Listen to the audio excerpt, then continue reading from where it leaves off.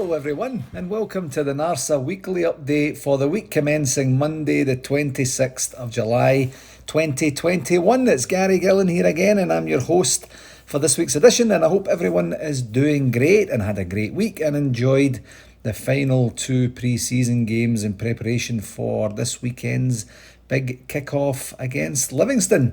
So I'm going to start this week's pod with a new section called What Gaz Got Wrong Last Week, as it seems like each week I'm getting very pointed feedback from certain individuals about errors in content accuracy or just a poor choice of vocabulary to explain whatever I'm trying to explain at that particular time. And for last week's, it was my comment around lubrication sensation when I was explaining how palatable the kickoff times were here for both Saturday and Sunday's pre-season friendly games.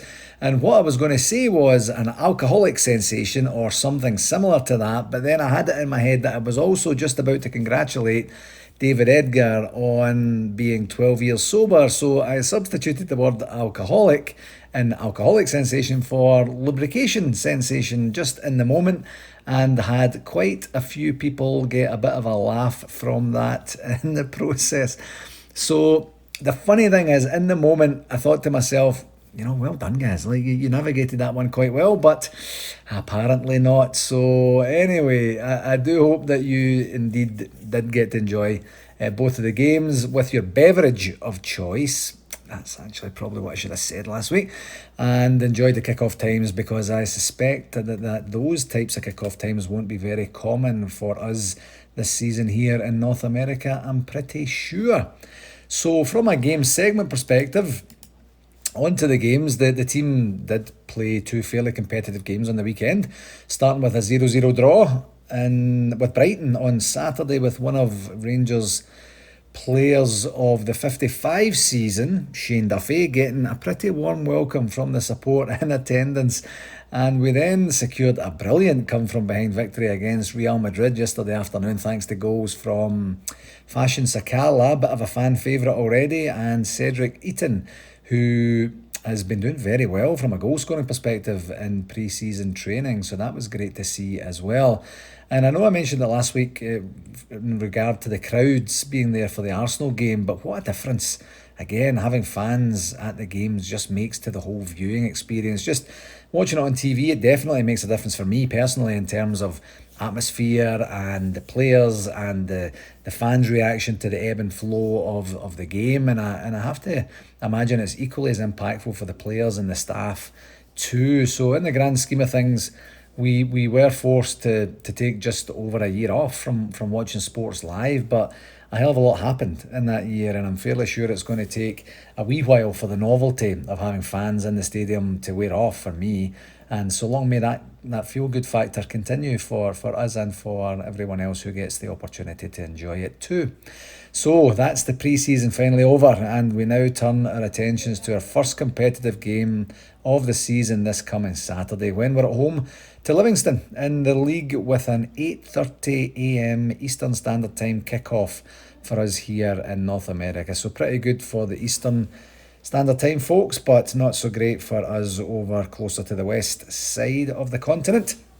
And at the time of recording, I understand that there will be 17,000 fans in attendance this weekend at Ibrox, and I'm sure they will most certainly make the noise of 52,000. Such will be the thrill of live competitive action for those lucky enough to get in and enjoy it live. My understanding is they're going to do a straight ballot of all existing 45,000 season ticket holders. The lucky 17,000 will get their tickets, and the remaining, whatever the number is, 35,000 I guess, will be getting the opportunity to watch it via the virtual season ticket that they ran on the voucher scheme last year as well. So the last time we hosted Livingston, you might remember, it seemed like we were never away from their place, with the additional away game being added after the split. And it was the last time we hosted them was way back in late October 2020, where we ran out winners thanks to early goals from Joe Aribo and Jermaine Defoe. I think if I recall correctly, the game was done pretty much within about 15 or 16 minutes. And remember, just as if you could forget, we haven't been beaten at Ibrox since early March 2020, having won every single league game there in our 55 season. So hopefully we enjoy a similar start to the proceedings as we did the last time we hosted Livy, and immediately put pressure on our other challengers who don't play until a wee bit later on in the day. So from an RTV perspective, we did indeed have the meeting with David Melvin last Tuesday, Wednesday. I can't remember exactly what day it was now, Wednesday maybe. And then as a result of that, Alan McWatt, our broadcast RTV director, did indeed send out the club vouchers to all clubs on Thursday and Friday of last week, so that everyone was actively set up for the games on the weekend. And we should have every club active, and they at the very least they will have what they need to get themselves organised for the big opener this weekend if they didn't indeed do it last week. And hopefully you have, and if you haven't, please by all means get in touch with your club and find out what's happening, just to make sure that everything's set up. You can do it from any device, anywhere in the world. It doesn't have to be on the device that you watch the games on in your club. You can do it from a smartphone, you can do it from a tablet, you can do it from a desktop or a laptop or whatever. So we did anticipate that the vouchers, we were told that the vouchers would last for 12 months from activation, but we now know that some of them, and not all of them I believe, but some of them are only active for 6 months. So we'll probably have another wee bit of admin to catch up on in January for those clubs, but we'll get that organised as quickly as we can so that there's zero interruption to game viewing pleasure as the season progresses. And we did receive a few questions about the individual vouchers, and what I can tell you is that we will be conducting our annual RTV survey this week to determine three main things. The first one being how your club is doing, and kind of what, if I could say it in inverted commas, what state you are in terms of whether you get back to the venue, whether you have a hybrid of people who are comfortable going back to the venue and some who are yet to get that comfort level in, or whether you're still closed or whatever that's going to be. The question will be detailed in the survey. Number two will be your anticipated game fee costs for this coming season, and number three, where you stand in terms of requiring individual vouchers as well. So RTV, of course, are most definitely willing to work with us to ensure that no bears are left behind, so to speak, in accessing RTV games, but they're also not hugely keen on blanket access for all members again too. So there's a solid middle ground that we will find in there. I'm absolutely sure of that, and we'll do the research. We'll investigate during our survey to make sure that your club gets what they need to get off to a solid start for the season. So any questions on it, any RTV stuff as we go forward, can be directed directly to Alan McWatt. That's Alan McWatt at yahoo.com. That's 2 T's in McWatt, or to me directly, as Alan continues his transition into his new role as well. I'm not going to leave him in the lurch there, so we will see how that goes over the next wee while, but your clubs can look forward to getting the survey out just around about midweek, something like that, this coming week. So from a shout outs perspective, I did want to acknowledge the passing of Ali Dawson, who passed away today, unfortunately. This was initially communicated, or where I seen it anyway, was on the Rangers website and their social media channels. And unbelievably, he was only 63 years old. Oh my word, 63 isn't even any sort of age in today's healthier world that we live in. So it makes this type of news all the more awful for his family and friends, and of course the Rangers community at large. And just from a bit of a bio perspective, Ali spent 12 seasons at Rangers, playing 315 games for the club, captained us to both a league and Scottish Cup victories, won 6 trophies overall, and was inducted into the Rangers Hall of Fame back in 2011 as acknowledgement for his significant place in our history. So on behalf of NARSA, I wanted to extend our sincere sympathies to Ali's family and friends in what must be a very extremely tough time for everyone. And just to the shout outs again, I know I've said this each week now, but let's try and keep this as two ways possible. We'll provide any sort of shout out. This is obviously a bereavement for this week, and we can do happy ones, we could do sad ones, we could do poignant ones, we can do anniversaries, birthdays, bar mitzvahs, anything that you want us to mention. We would be more than happy to do that to keep a wee bit more connectedness with the community as much as we can. So anytime, reach out to me at rangersSCC@hotmail.com. That's 2 S's and 2 C's, and we will certainly endeavour to get the shout outs going. We're still very slow on them. I'm hoping that it gets a bit of momentum at some time in the future. From a convention perspective, the update this week is that we anticipated, you remember from last week, that we were going to get the floor plan for the reception style layout for the Thursday and Friday around about midweek last week, and then as midweek came, it came and went. Basically, we contacted the hotel, and then we were promised it by the end of the weekend. As I'd mentioned before, they're very, very busy as they readjust to basically 100% capacity in Las Vegas again. And so the update this week is that we just received the floor plan from Planet Hollywood in the very early hours of this morning, literally like 12:30 a.m. or something like that. And we're in the process of reviewing this to help us confirm the comfort of up to, the magic number of 3,000 Blue Noses in the Celebrity Ballroom for the Thursday and Friday night. So, as I did mention previously, it is called reception style, which is more of a casual layout with different seating arrangements and the like, and this is how we can fit more people in on those nights, because the banquets are the bigger rounds of 12 people. So visually, I think the layout looks something that would be workable. As I know, the typical culture on both nights, in my experience, has been, a lot of people moving around, coming and going, standing around in groups, standing inside, standing outside, and the current configuration gives us 510 seats, 117 tables of different sizes, heights and styles, etc. And if we had the maximum 3,000 people in there, that would mean that at any one time, not even 20% are able to get a seat. So my initial gut was that this wasn't enough, but in conversing with some of the team today, and as more time has gone on, and the more I've been able to digest it, the more I'm kind of warming to the idea that we might actually be on to something. So where things stand right now at the time of recording is that we got back to the point of contact at the hotel to ask, with this existing configuration, how many people would fit in there, by fire code, as they call it over here.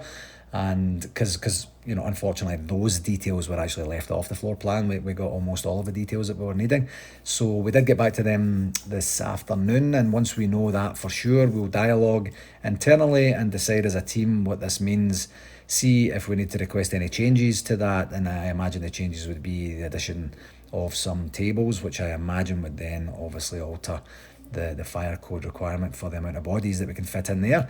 And then we'll liaise with the hotel as to what's next, and all this helps us determine the space we have for additional tickets. We've sold out of 1,900 tickets. There could be a maximum of 1,100 going on sale, or it could be a number less than that. And then the immediate next steps after all of that will be to communicate, get ourselves prepped, get the tickets on sale, because I know that we have lots of inquiries through our social media accounts asking what's happening and when, and we're very patiently trying to get back to everyone and just let people know what's happening and where things are going to be going from here. And hopefully this gives you a bit of an idea of just that. So as I've mentioned numerous times before, these things always seem to take longer than we'd like, for Planet Hollywood included, I'm sure, as well. But it's all for the greater good, and hopefully it will work out to everyone's liking at the end of the day, and everyone who wants to be there will get the opportunity to do just that and be there with us and celebrate with us as well. Regarding the hotel rooms, it is the same status as last week. We'll definitely get that sorted this week for the additional modest increase request to the existing room block, and hopefully that will go okay and we'll get that granted, and then maybe we'll have the tickets and the hotel rooms on sale at the same time. Maybe that's how soon I'm hoping this can happen for us.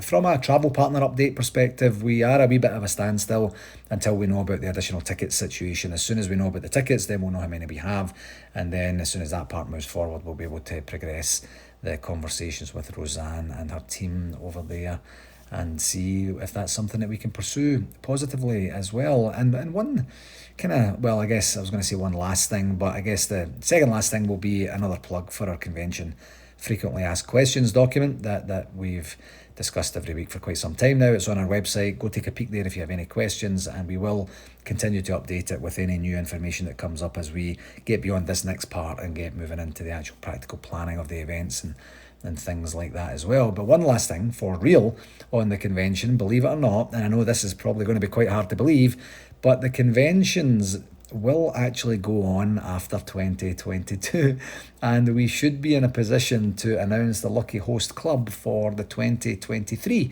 convention, which coincides with our celebration of championship number 57, and we'll hopefully get that communicated to our membership this week and then to everyone else on the pod next week. So stay tuned for that. And just to kind of give you a bit of a spoiler alert, we're not going back to Las Vegas in 2023. It's going to be somewhere else, so that should be a lot of fun. I'm looking forward to getting that information out there as well. From another business perspective for this week, I did want to build on the information that was shared last week on the NARSA executive appointments to complete the build of the NARSA executive for this term. And you remember that we confirmed Alec Grant from the Big Apple Bears as Treasurer and Lorraine Spence from London Rangers Supporters Club as our Marketing and Sponsorship Director. And this week we will be continuing our onboarding of both of the folks, and we have a transition meeting planned with Alec and Sandra Hawthorne, the existing stand-in treasurer for right now, for this coming Saturday after the Livingston game.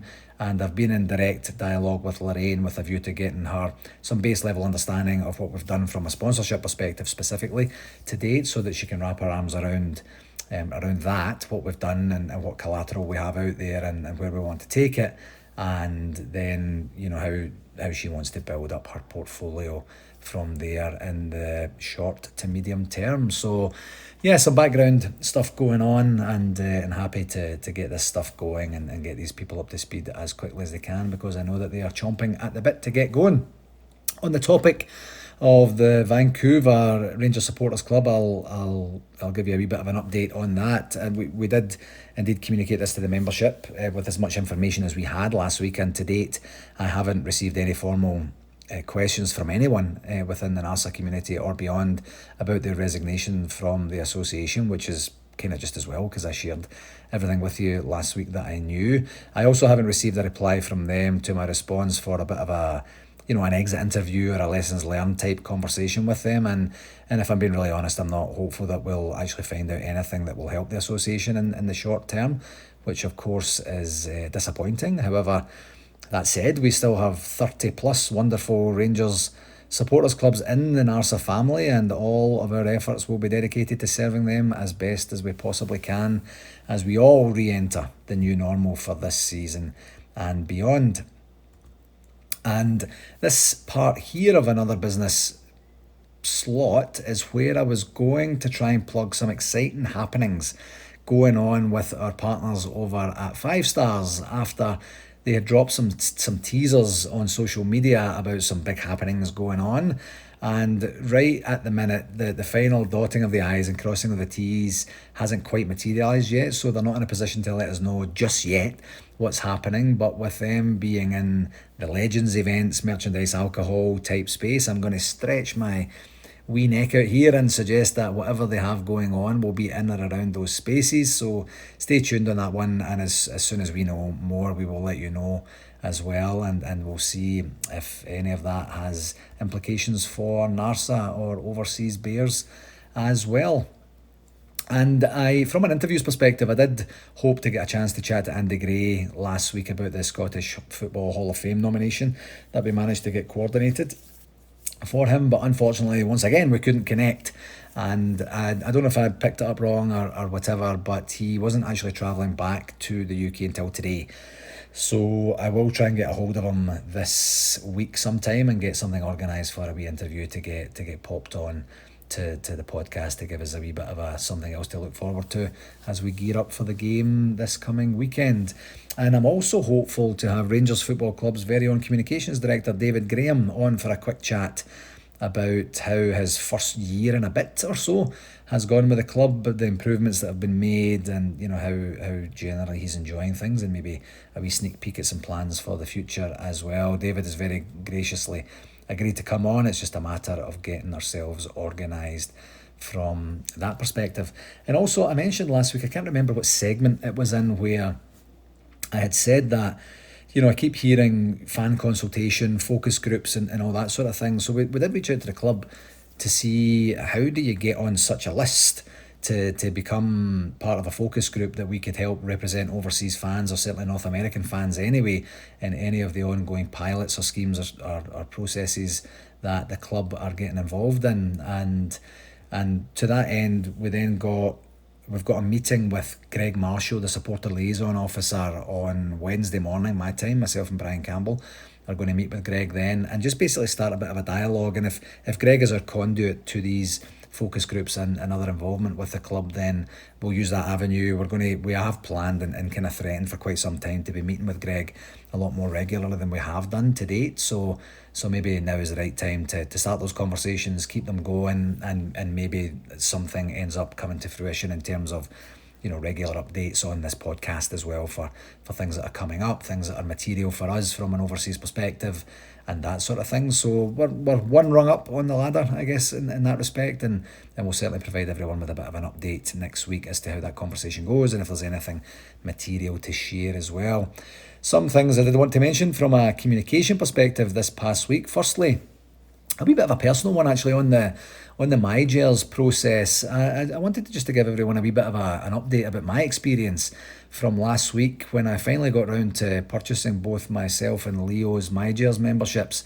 Last season when it was introduced, I did certainly do a lot of advertising for it, but I never actually got round to purchasing it, because when I did try to purchase, I get some sort of error message on the site saying that my email address was already used on another account or something like that. So I did check it with the club, and I can't actually remember what transpired from that. I do recall getting a response back saying, oh, this is because of that, or whatever it was, but I just kind of forgot about it, and then we never really moved that onwards. So late last week, I thought it best to give it another go, hoping that the website is a wee bit more easy to navigate, I guess I could probably say. And I go in to get it, and then I get a different error message this time that says I can't purchase on my account because I already have a membership, a MyGers membership, which I don't. That's why the whole point of me going on there. So I reached out to the club and was then told that the reason for this was that I hadn't yet added Leo to my friends and family group. Now, I hadn't even known that there was such a thing, to be dead honest, that there was such a thing as a friends and family group. So I'm just going to read out what I was told. Your error is happening as you are attempting to purchase two at the same time, one adult and one 12 to 15 true Gers. You should both be in your friends and family group. If they are not, you can add them here, and there's a website there to add the people to your friends and family. And once this is done, a drop-down menu will appear in your basket when adding the memberships. Please ensure one membership is with yourself and the other membership is allocated to your son. So I just wanted to share this for anyone who may out there have been experiencing similar troubles to me and maybe gave up instead of just following through and trying to get it sorted. So it might just be because of this particular situation. You might have to add people to your friends and family if you were trying to buy multiple memberships at the same time. So the only thing is, I would say, and I would just caution, the error message I got, as I mentioned earlier, said, you can't do this because you already have a membership. That wasn't what the error message actually came to be. It wasn't anything about friends and family. It didn't point me to the direction of the eventual resolution or anything like that. So luckily I had contacts within the club that I was able to get it resolved, and I am glad to say that it did get sorted, and I have made my purchase, and I'm very much looking forward to the package arriving and becoming a stalwart member of the MyGers family in the future. But if you ever have any issues or hassle with this, please by all means get in touch, and I can certainly put you in touch with the right person to get that organised. But I would hate to think that the club are losing out on some memberships just because of some technical glitches that could be relatively readily resolved just by a quick email or a quick phone call or something like that. Secondly, you'll no doubt have seen last week that Rangers launched the new away kit. And if you did indeed watch the Brighton game on Saturday, you will have had a good look at it too in action. My understanding is that early sales have been very, very strong thus far, which is, of course, great news for the club. And this is the second, you'll probably know this, but this is the second of 4 shirts that will be launched. Yes, 4 this season to commemorate 1, our 150th anniversary, and 2, our founding fathers with the home shirt commemorating Moses McNeil. You'll see that on the inside of your back collar. The away shirt now commemorating Peter McNeil, and the remaining third and fourth shirts commemorating Peter Campbell and William McBeath. In what order, I'm not 100% sure, but if you haven't managed to see it yet, take a peek on the Rangers website, go to the shop, and you'll see what you're missing. I think it's an absolute beauty, and I'm definitely going to be getting it sometime shortly here.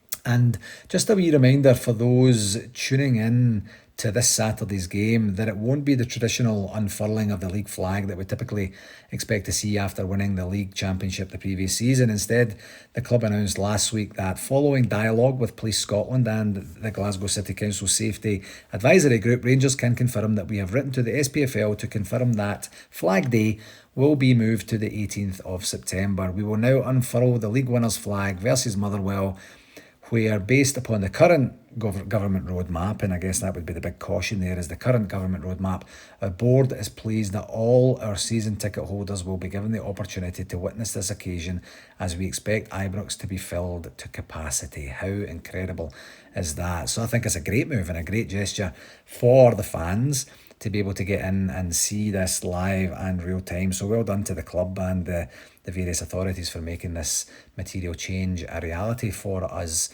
as well. Almost last on the communication front for this week, you may have seen last week that UEFA launched their annual goal of the season competition, and our very own Kamar Roof's goal versus Standard Liège from the group tie in the Europa League back in October is on the short list of the 10 that you can select from. So while it's absolutely a great honour and privilege to even be shortlisted in the top 10 goals from Europe this season, I think personally he deserves the top spot for that incredible piece of play that he did. So I'll put the UEFA site for voting on the blurb for this week's pod, and would encourage everyone listening to please take 2 minutes out of your day to pop on and submit your vote. And 2 minutes is a stretch, and it's only if you're very, very, very slow at voting for things online. It will literally take you seconds to get the vote done. It's a very, very simple process, and the deadline is 10 a.m. Central European time this Thursday. It just says 10 CET, so with it not being 2200, I'm assuming that they've went on a 24-hour clock and it is the morning. So please don't delay in getting your vote registered. 10 a.m. Central European time is 6 a.m. Eastern Standard Time, by the way. So best to get your vote in, prior to Wednesday, because if you try and remember and then get up super early on Thursday, the chances are that you will miss it. So please get on there and vote for Kamar and get a wee bit more strong, positive publicity for our great club again. And the last thing from a communication perspective is just once again a quick mention that NARSA have got 2 tickets for the very special managers dinner that 5 Stars are hosting on March the 3rd and 4th, 2022 at the Doubletree by Hilton in Glasgow, featuring 3 best mates of mine, as I mentioned last week, Graham Souness, Walter Smith and Alex McLeish, and of course a soon-to-be best mate in Dick Advocat as well. We did just start some dialogue a wee bit earlier on today, and I think we're going to try and work in a bit of a trivia angle to the competition, and a like and follow and retweet or share or something like that. But we'll get going on that this week and give people something to get a wee bit of buzz about prior to the game on the weekend. So just prior to the competitive action starting this weekend, I just wanted to take this opportunity to personally thank each and every single Rangers fan across the world for your ongoing support of our great club. Truly, the world has endured a hell of a torrid time since March 2020, and the one main thing that's really kept us going through some real struggling times was our beloved team. And not only did they keep us going, they did it in incredible record-breaking fashion to truly give us something special to be part of. And I, for one, will never, ever forget 55, and I'm sure it will be the same for most, but that's in the past now, and the only thing more important than 55 is 56. And as the world eases out of this COVID mess and we get to see fans back at the stadium, and we get to see the club shop opening and thriving, and we get to see that mob from the East End flip and flop from one mess to the next. And from a NARSA perspective, we get to see a light at the end of the tunnel for most clubs in terms of getting back into their venues and dusting off the cobwebs of what used to be their club membership and seeing how things are going for this season and beyond. As always, I'm more than hopeful that NARSA clubs will be back with a bit of a vengeance for two reasons. One, the football club is back to where we belong and doing better, and that typically drives more people through the door. And two, if the pandemic taught us anything, it would be not to take anything for granted in terms of being able to access the luxuries that we've all enjoyed before lockdown. Obviously, Rangers and watching Rangers as a collective being one of those main things. We've missed you, and we would love to see everyone back. And I personally hope that this means good things for our wee club here in Calgary, with some former members rejoining, some non-attendees, and that's not a word that I know, but some of the folks that have chosen not to attend making an attempt to come down now and again, because as I say, we do miss you, and we would love to see everyone again. And to all other NARSA clubs out there, please, please, please don't ever suffer in silence if your club is struggling for whatever reason, and please don't hesitate to get in touch with anyone on the NARSA executive. All of our details are on the website, and you can contact me directly anytime at rangersSCC@hotmail.com, 2 S's and 2 C's. My door is always open, so to speak, and we're all in this together. If I can help, I will, or I'll know someone who can, and the same goes for all of my colleagues on the executive as well. We're here for you, Bears, to serve and support you, and so use us for whatever you need anytime, and I truly, truly mean that. So that'll do it for this week, my friends. As always, thank you so much for taking the time to listen, and please do share it with whomever you think might enjoy it. And until this time next week, I hope our team wins on the weekend and we start the season with a bang and we get back to proper business. Until next week, take care. Thanks again. All the very best. Cheerio.